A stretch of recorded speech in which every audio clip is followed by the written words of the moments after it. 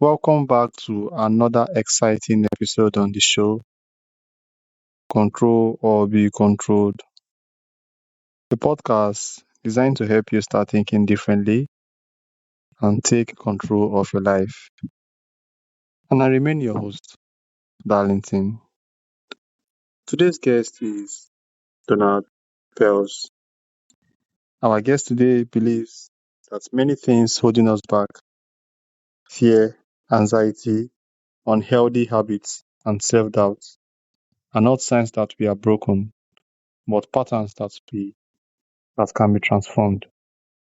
Our guest today is a PhD holder and a hypnotherapist based in Silver Spring, Maryland, with nearly 20 years of experience helping people create lasting change through his empowered self framework. It's a unique approach combining hypnosis, self hypnosis, NLP core transformation, and wholeness work. Before becoming a hypnotherapist, our guest today had successful careers as a mathematics professor and software developer. His own life-changing experience with hypnosis led him to explore the power of the unconscious mind and dedicate his work to helping others unlock their potential. Today, we will explore what hypnosis really is, how it works, and how understanding the unconscious mind can help us create meaningful change. Donald, welcome to Control or Be Controlled. Thank you, Darlington. It's a pleasure to be here. All right, and I hope you enjoyed that introduction. Yeah, I did. Okay, so your journey from mathematics professor and software developer to hypnotherapist is very, very fascinating. What happened that changed the direction of your life? Well, I was a mathematics, as you said, a mathematics professor for 6 years. I didn't really like academics. I got out of academics. I really asked myself at one point, if I continue on this path, what will it be like in 40 years? And I thought, well, I'll probably be retiring as a mathematics professor. I might have several books, papers, to my credit. Pretty nice life. Is that what I want? And I thought, no. And I didn't really like academics. And I just felt I needed something more dynamic.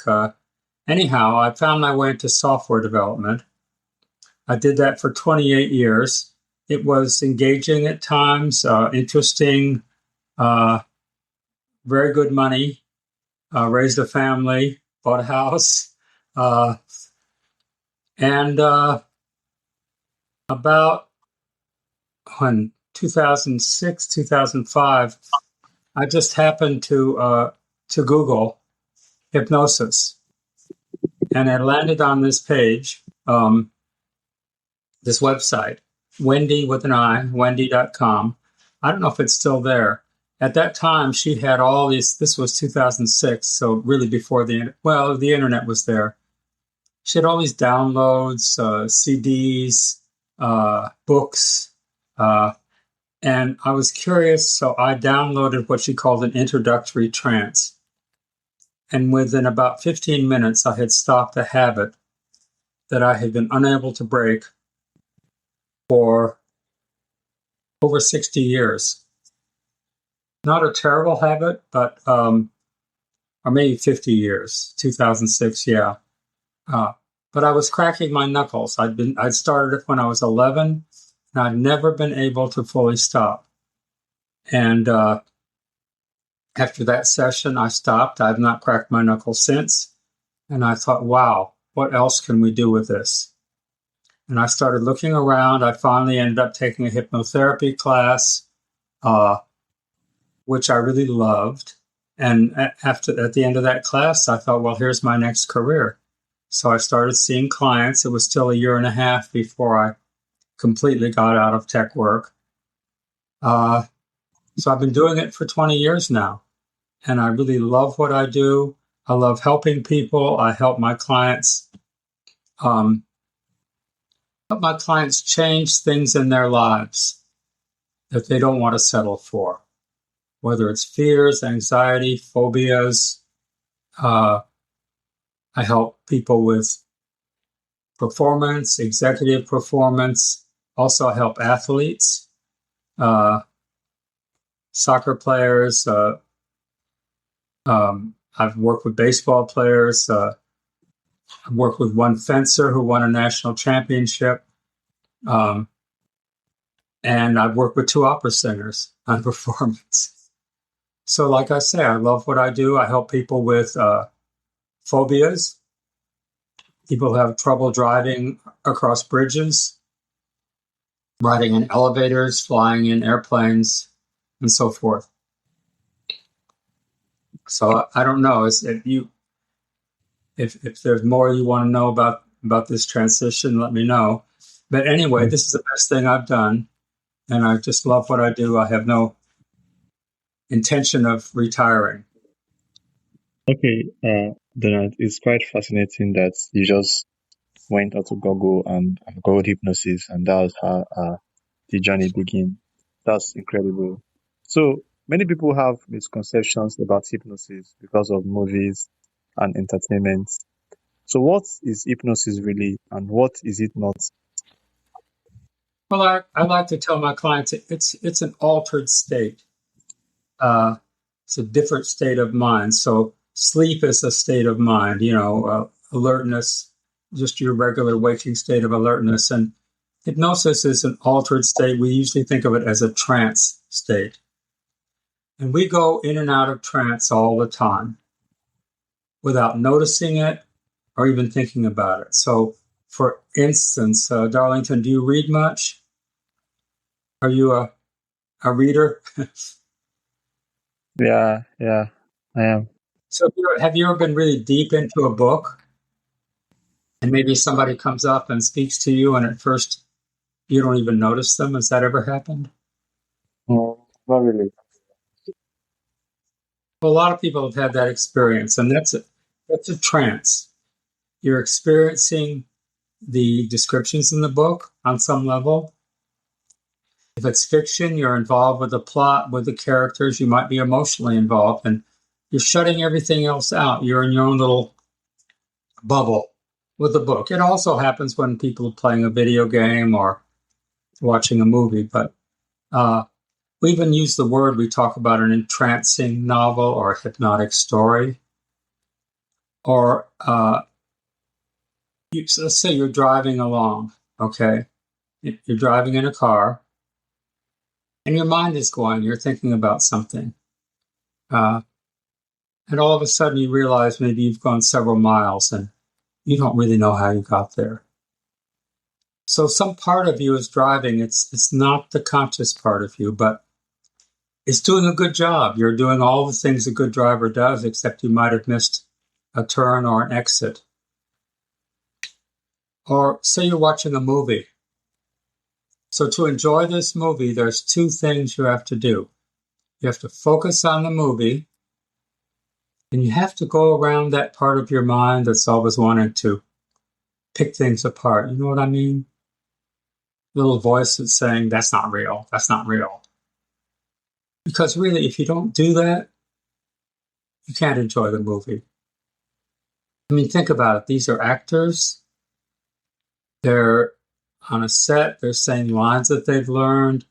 There's a camera crew, a sound crew, a lighting crew. And somebody directed this movie. And there was a screenwriter. Somebody wrote it. And maybe there were rewrites and people fought over it. But you put all that out of your mind so you can enjoy the movie, right? And in doing that, you put yourself in a very suggestive state. So if they want you to jump, you jump. If they want you to feel sad, you might want to cry. Why? You're intelligent. You know it's not real. But you do it deliberately. You do it on purpose so that you can enjoy the movie. At the same time, no matter how much you're into the movie, you're always aware on some level that you're sitting there watching a movie. If they start shooting in the movie, do you hit the floor? Do you duck under your chair? Well, most of us would say no, and unless you got really bad PTSD. If the monster comes on the screen, do you run out of the theater screaming, believing you're about to get eaten? Probably not, although some people scream. And in hypnosis, in a deeper state of trance, you're still always aware on some level that you're sitting there in an altered hypnotic state. And if there's ever anything that doesn't suit you for any reason, either you'll just ignore it or you'll come out of hypnosis completely. Really, even the language we use, we say, I hypnotize you, but actually, I don't do anything to you. You're doing it. I guide you, I instruct you, I help you to access that altered state that's part of your mental equipment. But you're the one doing it. I'm just the guide. So, Darlington, does that answer your question of what is hypnosis? Yeah, but that's quite a very broad answer, but I think that answers the question. So, how does hypnosis work with unconscious mind to create a change? Well, first of all, I don't like to talk about the unconscious mind. It sounds like there's some kind of entity inside of you that's a separate mind. I think I do talk about the unconscious.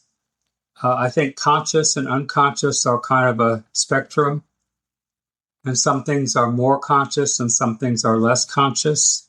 And sometimes something that's conscious can become unconscious, like, when you learn to drive, and at first it's very conscious, but then you're just kind of driving along without thinking about it particularly. And also things that are unconscious can be brought to consciousness. So, what was the question? Please repeat your question. How can the hypnosis bring change to your conscious mind? I think it makes the unconscious more accessible. So you're kind of in a trance state, you're in an altered state, and it's a very suggestible state. So we can bring about the changes that you want more easily than if you were just on the pure conscious level. And that's really the difference between hypnotherapy and psychotherapy. Psychotherapy is mostly conscious. People talk about feelings. The therapist prompts them, give them suggestions. Suggest other ways of behavior. But it's all on the conscious level. And when I work with someone, some of it's, of course, we talk. Some of it's conscious, but really a lot of it is on the unconscious level. And that's where the emotions lie. That's where habits exist. That's where phobias really live. So by working on the unconscious level, you can address those things much more readily and much more effectively than if you're just working on the conscious level. All right, Donald. So, someone gets stuck in hypnosis, or is that just a myth? Is it what? Say it again, please. Someone gets stuck? Or that is just a myth? No, you can't get stuck in hypnosis. I've seen movies. I think there was a Woody Allen movie where he was doing hypnotherapy and the hypnotist died. And but if that were to happen, you'd sit there for a while and this little voice would say, hey, what's going on? I haven't heard from this guy for a while. And you'd open your eyes and come out of trance. No one is stuck in hypnosis in the sense that you mean it. Now, on the other hand, people, if someone is anxious, if someone is depressed, you could say that's a kind of trance. And yes, they are stuck in it. And they come to me and I get them unstuck. In that sense, yes. I had a colleague once who said, speaking of clients, he said, they come into your office in trance, and your job, that is my job, is to find them a better trance. So I kind of like that. It's kind of this notion that, well, everything is a trance, and you just want a better trance. What are some of the most surprising and memorable transformations you have witnessed with clients? Oh, so a few years ago, I worked with this woman who believed that there were people hiding in the bushes or wherever making bird calls just to annoy her, and she felt threatened. So we did a number of sessions. I didn't start out by telling her that's ridiculous. Nobody's doing that. I think she had also mentioned that some of them had rented an apartment above hers, and they threaded a camera down through her ceiling fan. So I didn't, I just went with it. And we worked for for a month or two. And the result was, I never told her that's ridiculous, this isn't happening. But basically, the idea was to get her more comfortable with it so it didn't bother her. And by the end of our work together, she said, well, she sent me an email. She said, I can sit on my deck and I hear the bird calls and it doesn't bother me at all. And I think she, by that time, realized that those were real birds, not people in the bushes trying to threaten her. That's one. I worked with a young man. We worked on a lot of things, but he was an amateur soccer football player. And so sports, it's like a lot of things. You have to be good at it. You have to be able to relax and focus at the same time. So you probably, I don't know if you're a tennis player, but you've probably seen, I think this is similar for all sports. You see somebody, they get a short ball and they rush up to the net and it's like a gimme. It's like an easy put away. And somehow they hit it long. They blow the shot. The same thing, you're playing football and there's the ball, there's a goal ahead of you, easy shot, and you miss it. You hit it wide, you hit it high. So what's happening? Well, you're not relaxed. You're tense.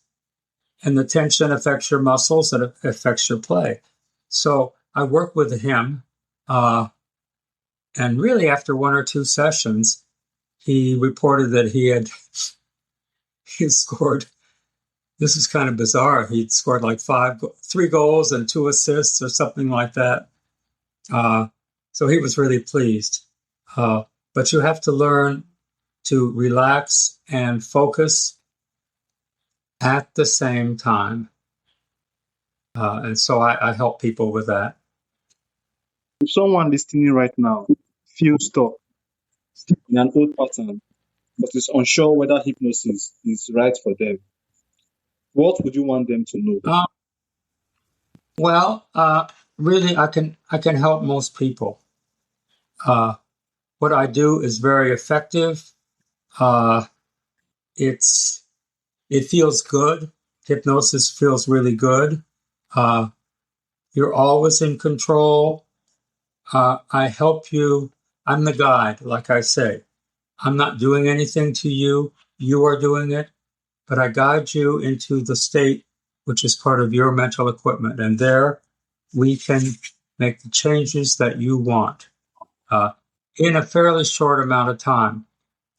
So when people go to psychotherapists, they're going week after week, sometimes month after month, sometimes for years. And sometimes they get better and sometimes they don't. My clients experience a real shift in 1 or 2 sessions, and most of them need 3 to 5 90-minute sessions. So it's a much more faster and, I believe, much more effective process. People who couldn't drive over that bridge, who would just fear getting a panic attack, are able to do it easily. With a phobia, I like to test. So I worked with this woman who had a fear of cats. She lived in this apartment building, and there was an alley right next to it. And every time she walked by that alley, she was afraid that cats were going to jump out on her.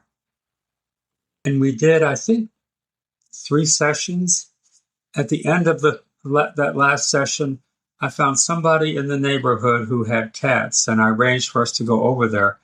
I went over there with the woman, her husband, her child were there, and she sat there with a cat in her lap. And they saw it. She said, this is the first time in 20 years I've touched a cat. So it's always good to test. With the bridges, we have a particularly bridge. I live near Washington, D.C., and there's this long bridge over the Chesapeake Bay. It's like 4 miles long, and it goes high over the bay. And a lot of people are afraid of that bridge. So when I work with someone, you can actually go on YouTube and search for and find a video from the driver's point of view of driving across that bridge. And even in a rainstorm. So I have people watch that video, and if they don't have a negative reaction, then it's a pretty good sign they'll be able to do it. Of course, the best test is to actually drive over the bridge. Okay, thank you so much, Donald. This has been a very wonderful episode. Thank you for helping us understand that transformation isn't always about forcing ourselves to change. It can also be about understanding the deeper patterns that shape our thoughts, emotions, and behaviors. For those who want to learn more about the hypnosis practice and connect with you, how can Okay, the easiest way is to go online and type in meetwithdon.me. And that will take you to, that will set up a consultation. You'll see my calendar. You can find a good time for you. I work with people anywhere in the world. We just have to find a time that's good for both of us. It's a free phone or Zoom consultation. And I really am looking forward to talking to people. So if anybody listening now wants to set up that, there's no obligation, there's no charge. Meetwithdon.me. And that will set up that's the best way to get a hold of me.